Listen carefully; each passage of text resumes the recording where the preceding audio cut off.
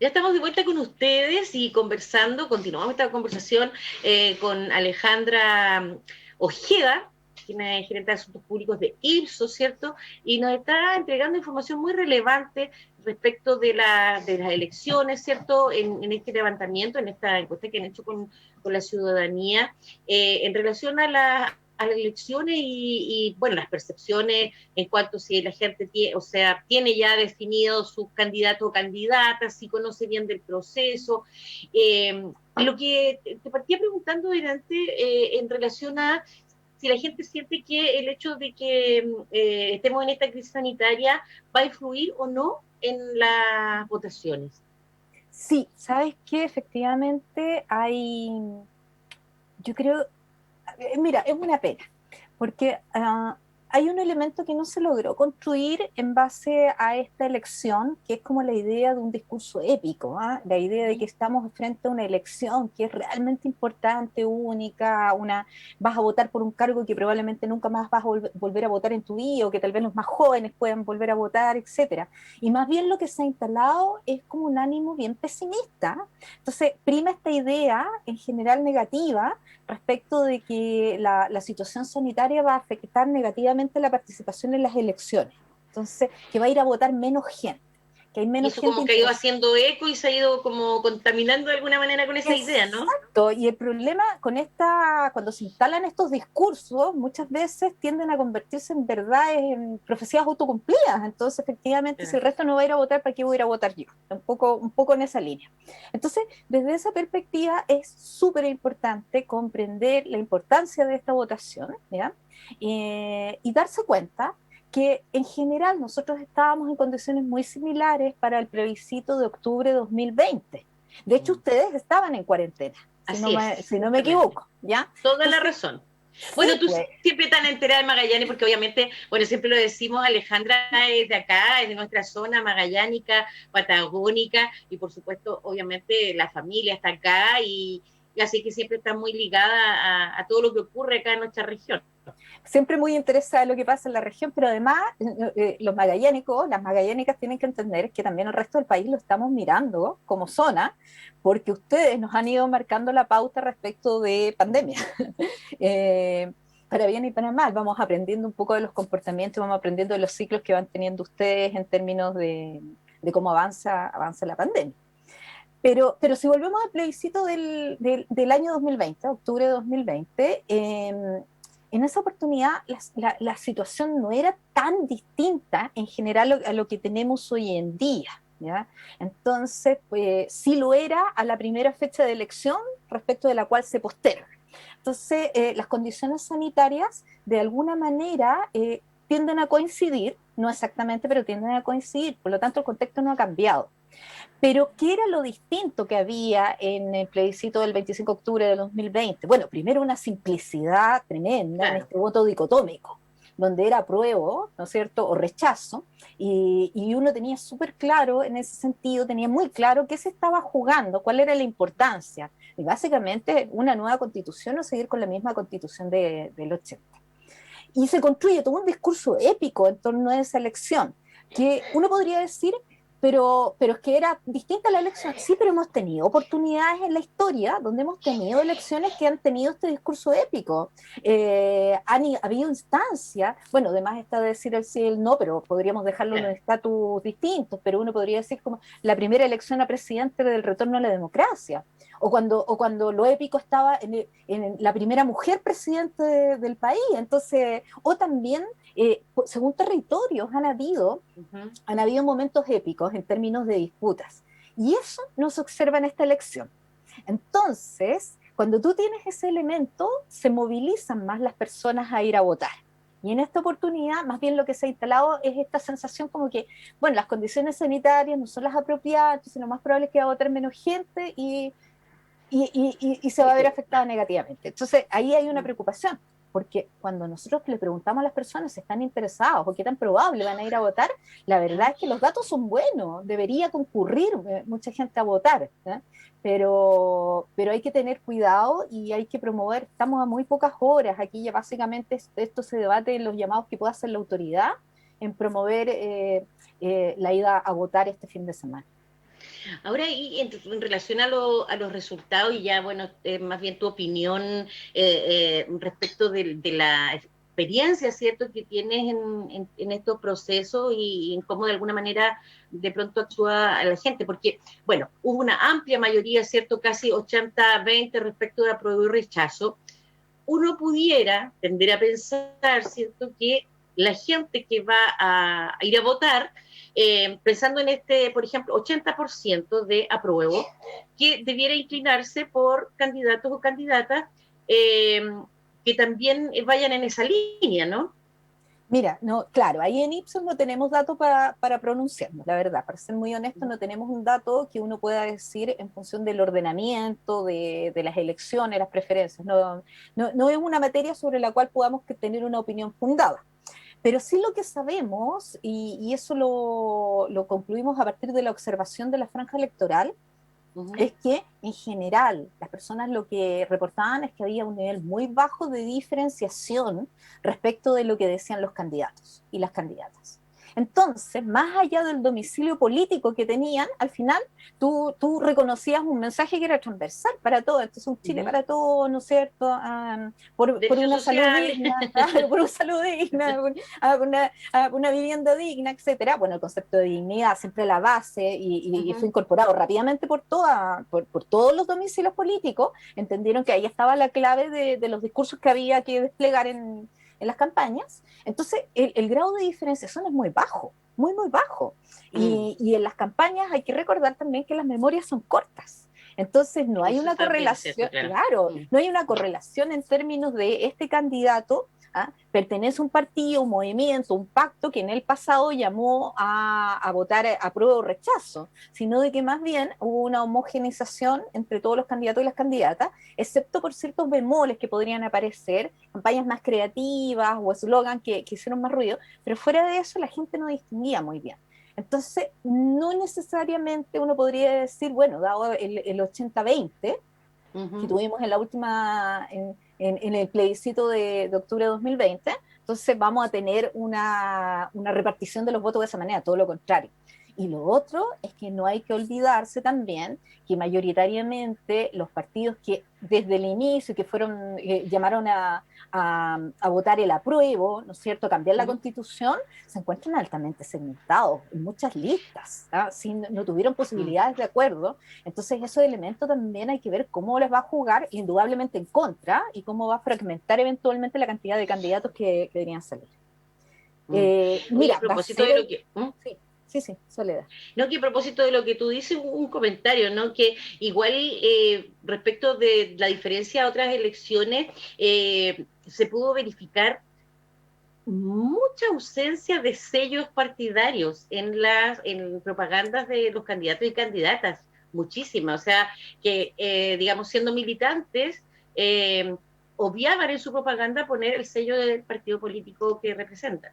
Sí, ese es uno de los elementos interesantes de esta campaña, porque básicamente nadie quería representar el domicilio político del cual venía.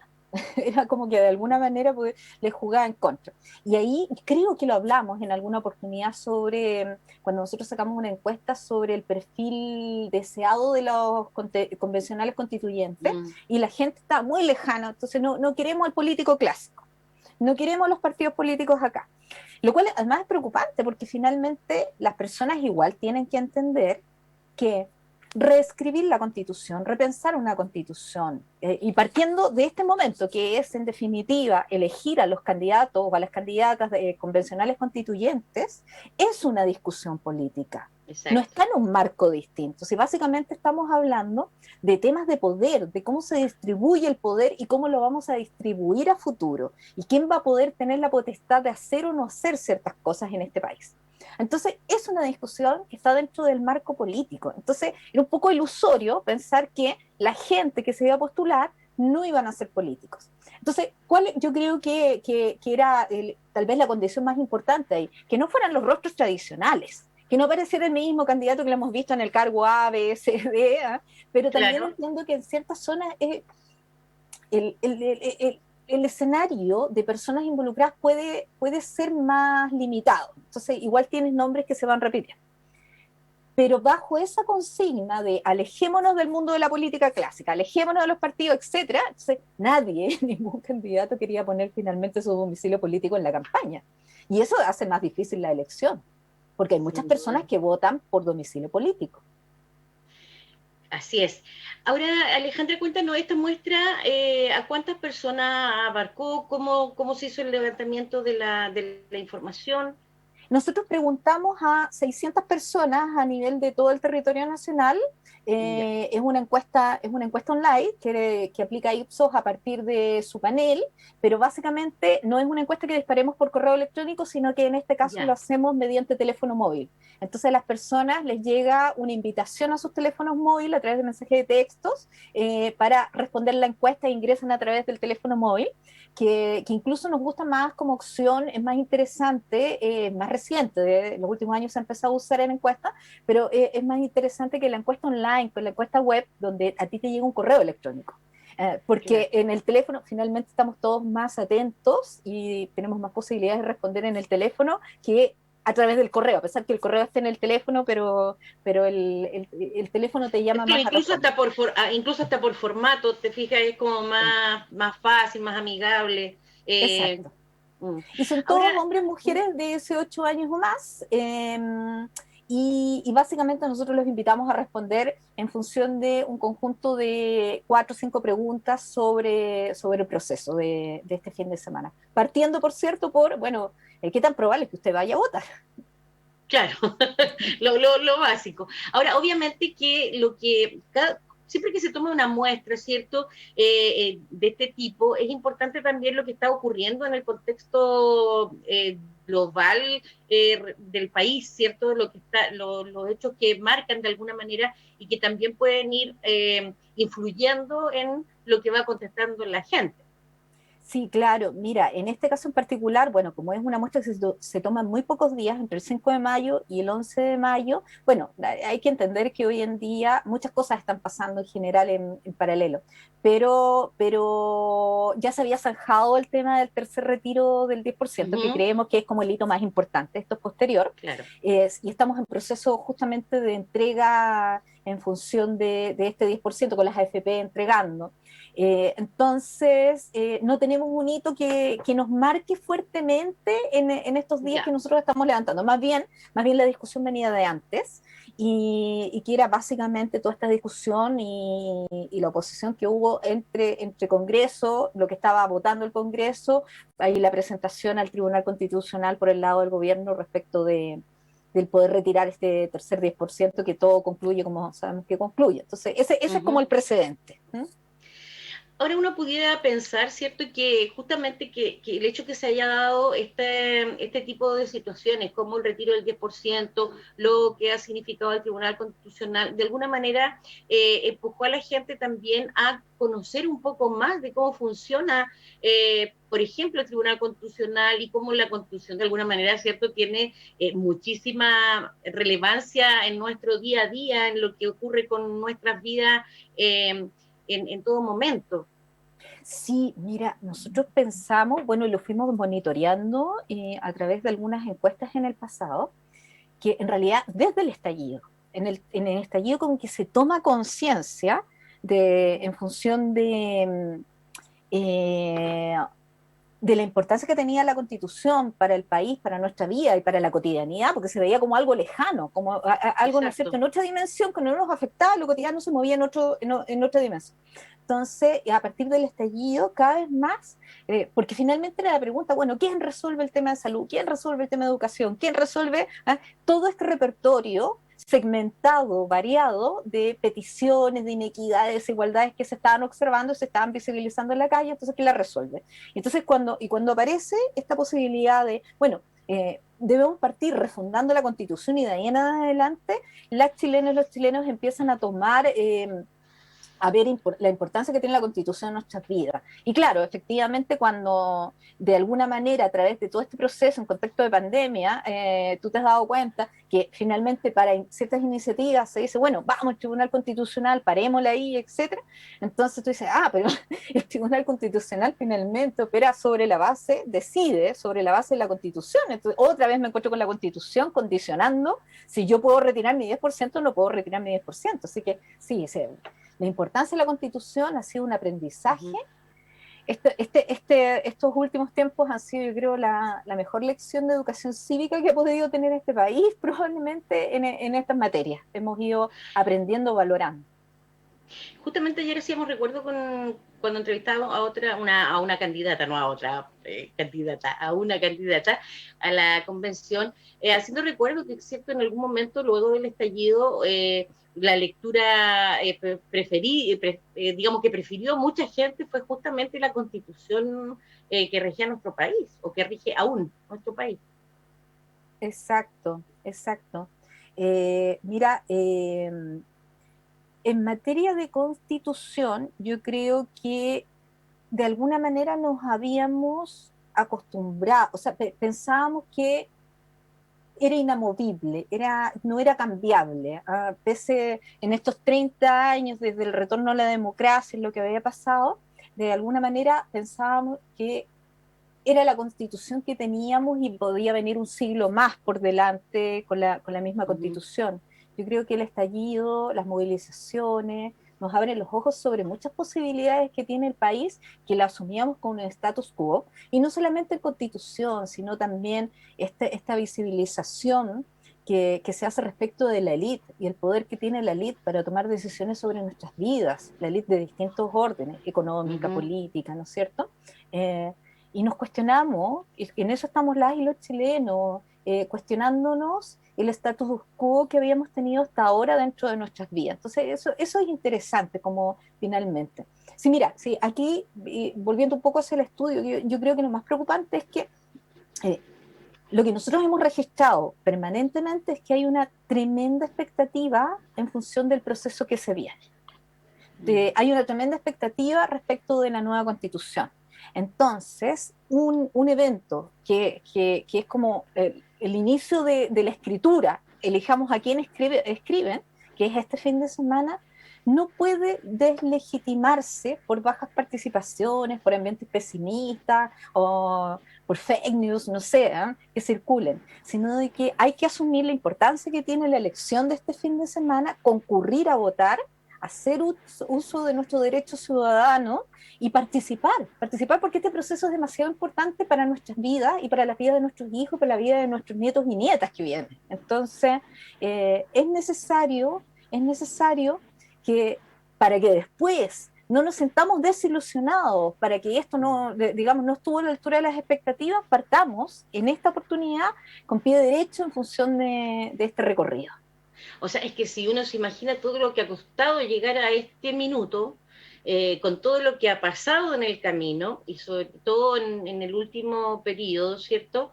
Eh, y que luego de todo este esfuerzo, finalmente la constitución que se llegue a escribir no nos represente o se llegara a rechazar y quedemos tal cual con la que teníamos, ni siquiera quisiera imaginarlo, digamos. No, sería tremendo. La verdad es que sería tremendo para el país, porque es una expectativa tan grande respecto de que podemos construir un Chile mejor, que podemos salir bien de este proceso, que podemos establecer diálogos, que en ese contexto es necesario que la gente participe, es necesario que partamos correctamente este fin de semana. Entonces, hay tiempo todavía para informarse, hay tiempo para acceder a los candidatos, a las candidatas, es posible buscar información en internet, en las redes sociales, etcétera.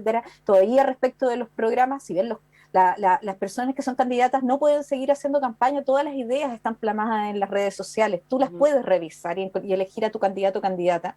Entonces, tenemos todas las posibilidades todavía. Es fundamental lo que va a ocurrir el día sábado, las señales que se entreguen el día sábado en términos de participación, en términos de los tiempos, el cuidado de los votos en la noche. Bueno, nosotros tenemos una Oye, democracia que es bastante fuerte, es sólida, ¿no es cierto? Nadie ha cuestionado estos elementos, entonces interesante este proceso, cómo lo vamos a afrontar. Y lo otro que no tenemos que olvidarnos es que el mundo nos está mirando, porque este proceso es inaudito. o sea, Una, imagínate, un, imagínate.